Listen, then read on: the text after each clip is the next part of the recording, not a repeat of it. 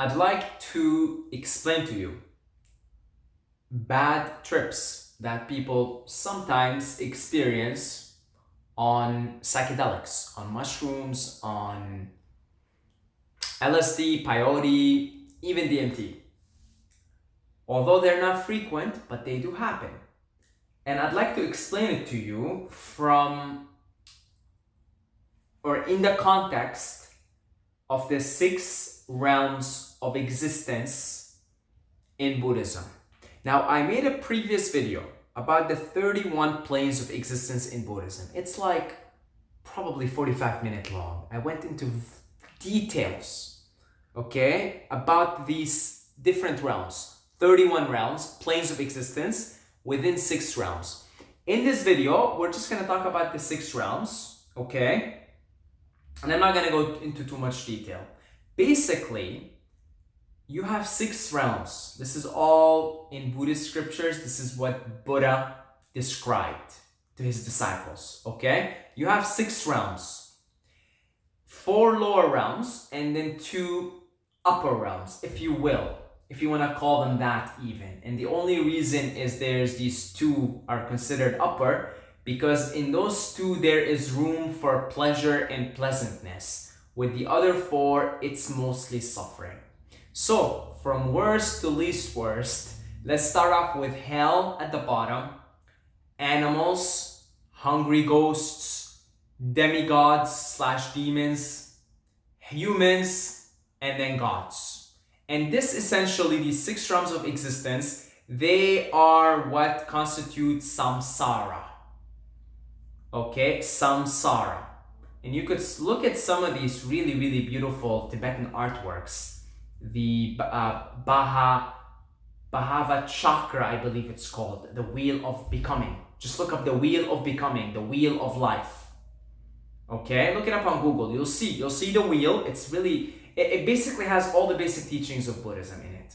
And so you'll see the 6 realms in there. And so beings jump from realm to realm, realm to realm, realm to realm, going around and around and around endlessly in the cycle of samsara in their ignorance until they wake up and they become enlightened and they realize who they are, and then they reach nirvana and they no longer have to keep jumping and jumping and jumping and incarnating from one realm to another, from one life form to another, etc., etc., etc. So these are the 6 basic realms, and they are locations that do exist outside of us.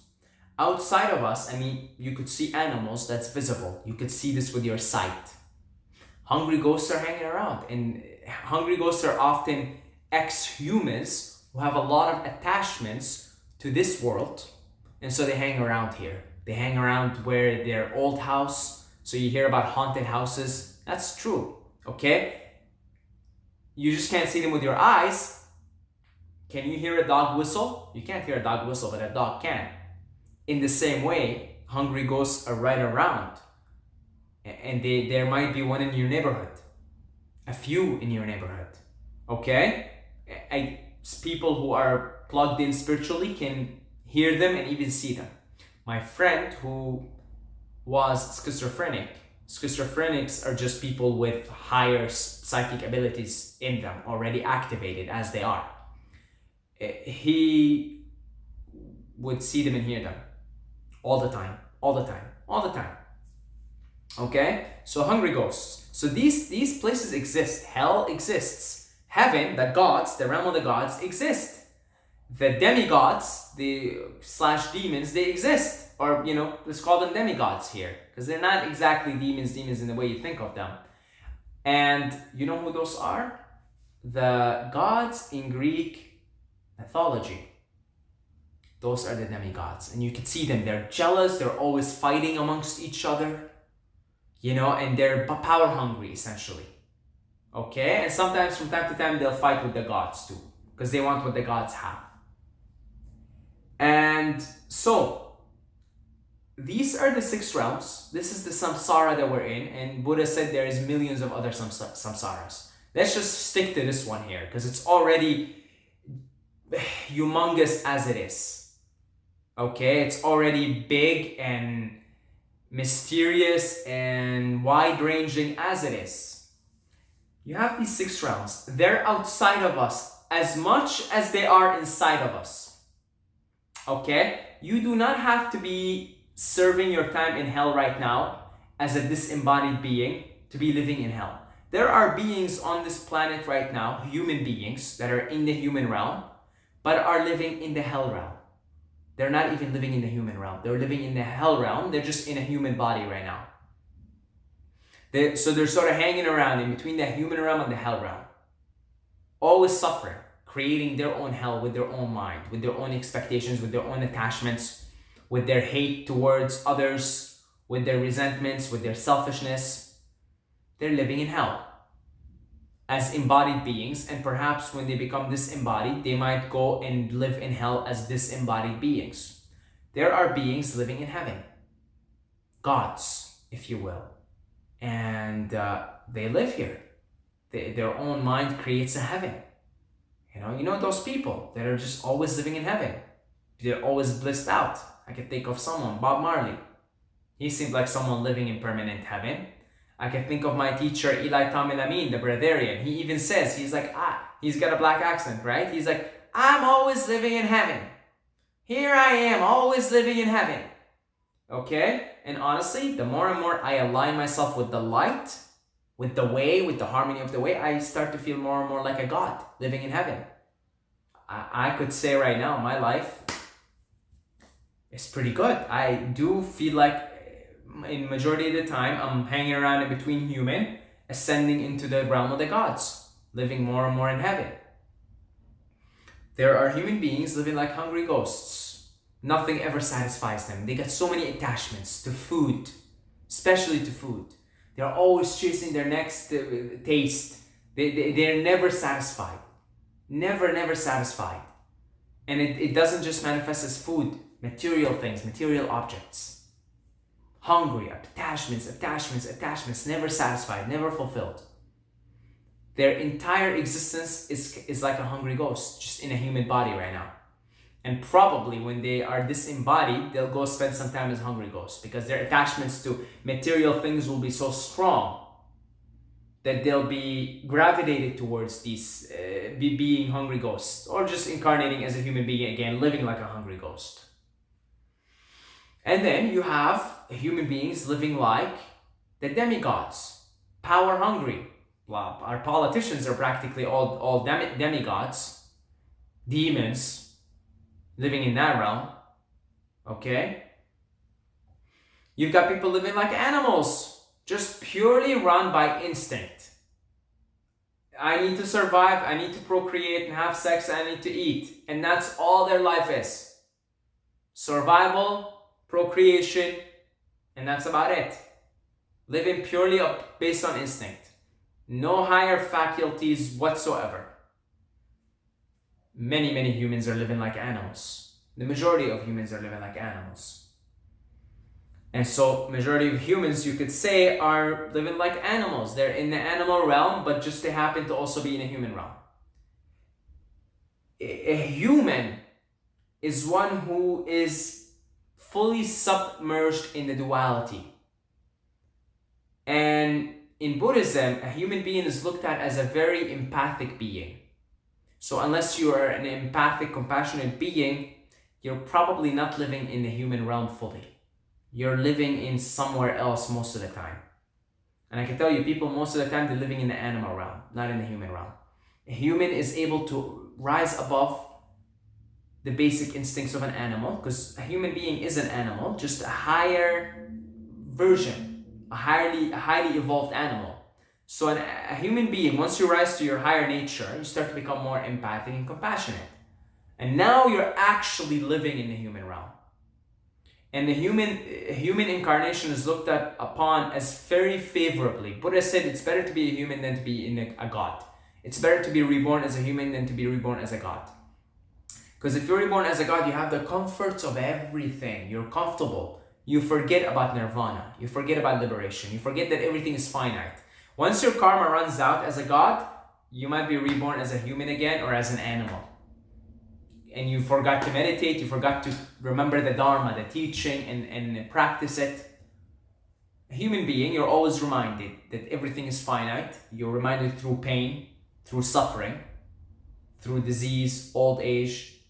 You're reminded of your mortality, so then you have a better chance than a god to meditate and achieve liberation in nirvana. So, now, relating it all back to bad trips on psychedelics.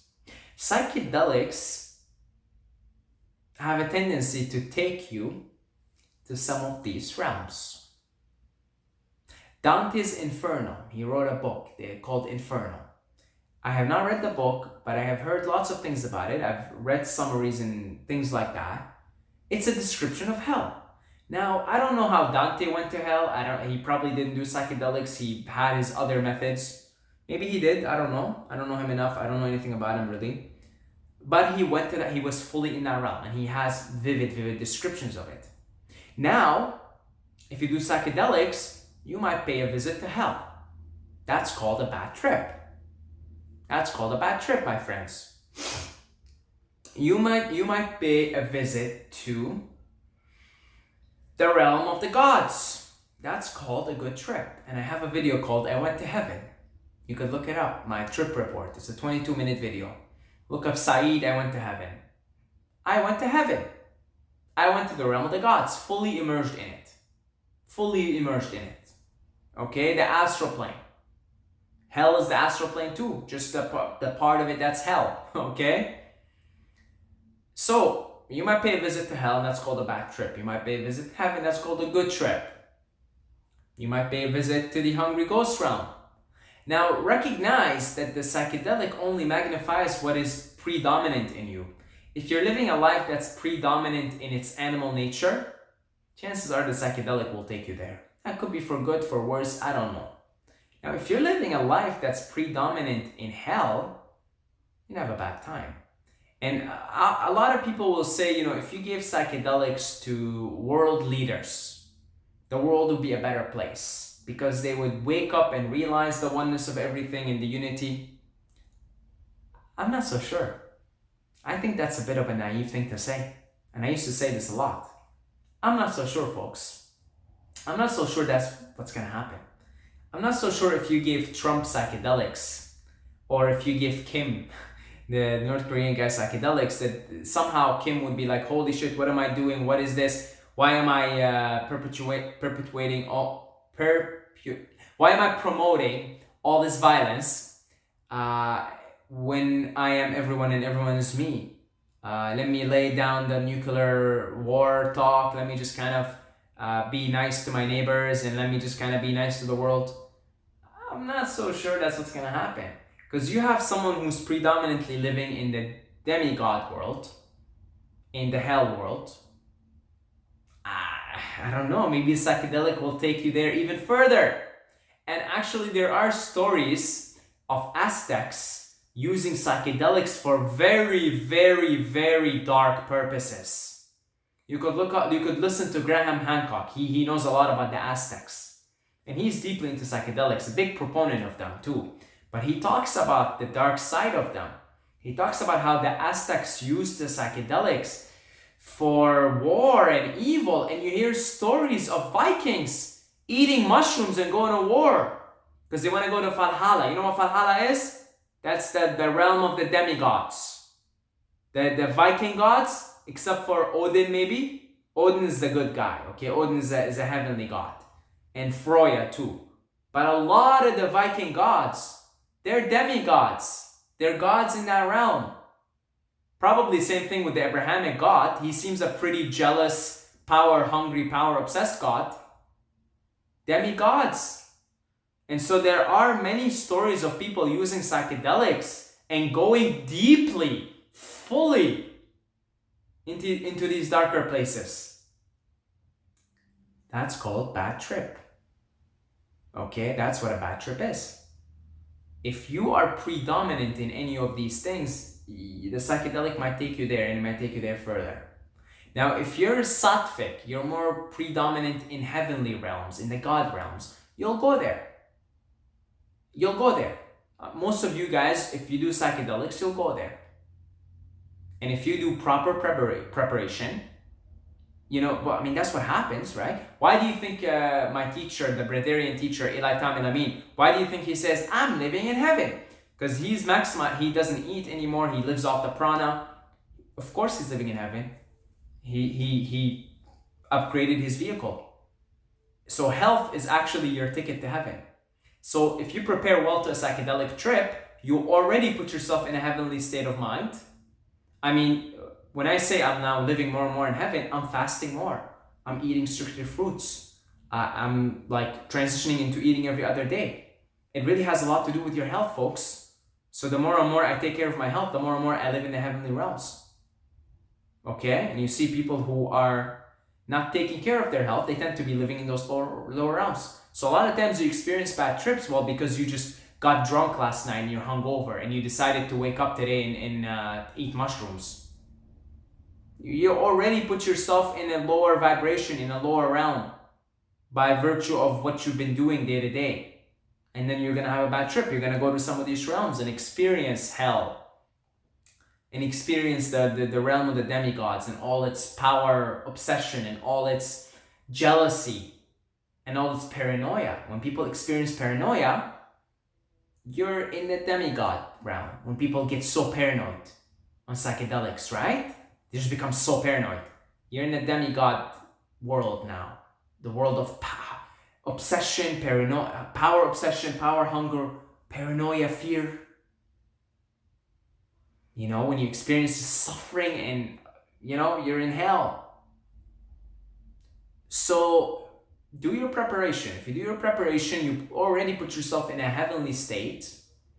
And I have a lot of videos on preparation, but I'm due for another one here. I really am due for another one. Because I could even provide better ways of preparing for psychedelics now. So if you do your preparation, you already put yourself in a heavenly state. You're much more likely to go to the heaven realms. Otherwise, you're going to end up being like the Vikings. If you already are a power-hungry person, you're going to eat mushrooms and you're going to get even more amped up. You're going to want to go to Valhalla. And then you're going to go and pillage and rape. And they used to eat mushrooms and go to war. That's what they did. The Aztecs. They would take these psychedelics, the peyote or whatever, and then they would talk to their gods, who were basically demigods, and they would have all these human sacrifices. Okay? Now, all that being said, the psychedelic is benevolent. It definitely has much more of a tendency to put you in the godly realms. And sometimes it will take you there whether you like it or not, even if you're not well prepared. But if you're not well prepared, you increase the likelihood of you going to other realms. If you're predominant in any of these lower realms, your consciousness is predominant in the animal realm, in the hell realm, in the attachments, hungry ghost, or the demigod, you're gonna go there. You might go there, you might. And it's usually not very pretty. And that's what they call bad trips. So, moral of the story, bad trips are almost controllable and avoidable if you start to live more and more in heaven. Okay? And folks, the journey is about living more and more in heaven. But ultimately, it isn't to end in the realm of the gods. It's nirvana. It's just that when you lighten up and you go to lighter and lighter and lighter realms, and you start to live more and more in heaven, you have a much better chance to finally reach nirvana, to reach liberation, become God-realized, self-realized. The ultimate goal is not to end in heaven, folks. It is not to become a god. And that's what Buddha said, it's better to be a human than to be a god. However, even though he said that, one of the major things in the Buddhist tradition is to obtain a better birth, a birth in a higher realm, your next birth. Why? Because if things are pleasant around you, your health is pleasant, your surroundings are pleasant, the environment you're living in is pleasant, you're much more likely to actually sit down and meditate. People in war-torn countries like my country, Syria, for example, are not going to sit down and meditate and reach nirvana. They've got bombshells and airplanes and, they've got to eat food and drink water and they can't even get that. See? If you have a better birth, a birth in the realm of the gods or somewhere pleasant in the human realm, well, you have a much better chance of sitting down and meditating and actually becoming God realized, actually reaching nirvana. So then seek and seek to lighten up, seek and seek. Seek, yes, even though that's not the ultimate destination, but why not? Why not? Do good things. Get good karma.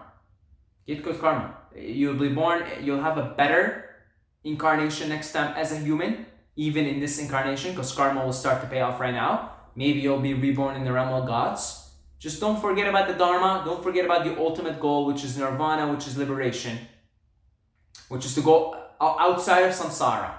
Because it's all within samsara, baby. Even the realm of the gods. It's samsara.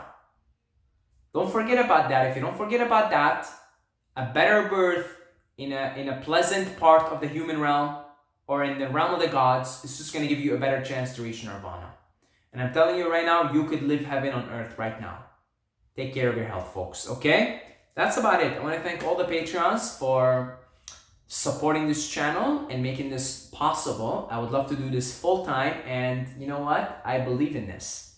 We've got a few people joining the Patreon family this month, and I'm so grateful and happy.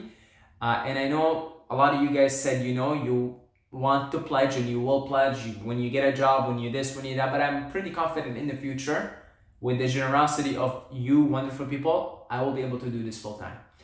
Until then, if you would like to pledge your support with as little as $2 a month, you could do so down below. The link for the Patreon is in the comments. This was really fun. I love talking about this stuff, and I've been really immersed as of late again. This is round 2, because it was round 1. Round 2, I've been fully immersed again in Buddhist teachings, and I really do think that Sanatana Dharma and all Sanatana Dharma is that's all the Indian teachings, which is modern Hinduism, Buddhism, Sikhism, Jainism. I really think these guys have they figure shit out. So if you want the good shit, if you want the true if you want the full package, like when you go and you pick a package, if you want the full package, the first class ticket out of samsara, I would head over to the teachings of Sanatana Dharma. That is, again, the Indian philosophies, the Indian religions, and learn there, because they have it. They really do have this whole thing mapped out practically. Okay? So that's about it. Thank you to all the Patreons. Thank you all for watching. And until next time, may the Force be with you. Just again, make sure you don't get lost in the Hell Loka or the Hungry Ghost Loka or something like that. Just here, hang around the human realm, lighten up, and may the Force be with you.